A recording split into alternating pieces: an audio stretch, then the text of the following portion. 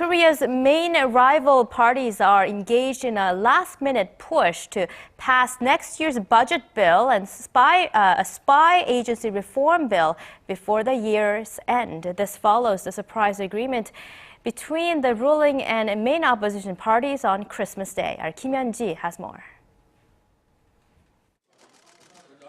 The ruling and opposition party leaders of the Special Parliamentary Committee to reform the National Intelligence Service met Thursday to hash out the details of a reform plan for the spy agency. On Wednesday, the floor leaders of the ruling Saenuri Party and main opposition Democratic Party agreed to pass next year's budget bill, along with a NIS reform plan, next Monday.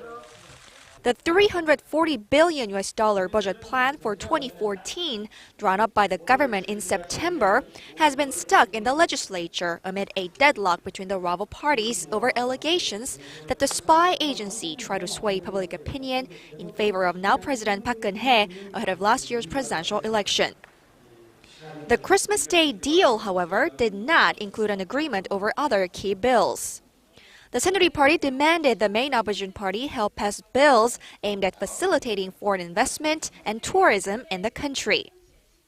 President Park urged policymakers earlier this month to pass these bills, saying they are necessary to revive the sluggish economy and give momentum to the gradual recovery. The Democratic Party, however, called for prohibiting efforts to privatize the state-run rail operator Korail and writing such a ban into law.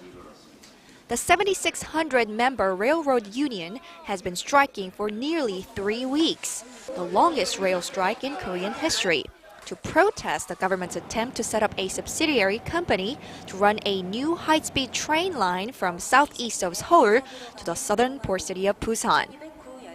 The railroad union says the move is part of the government's plan to eventually privatize national rail services. But the government stresses it has no intention of doing so.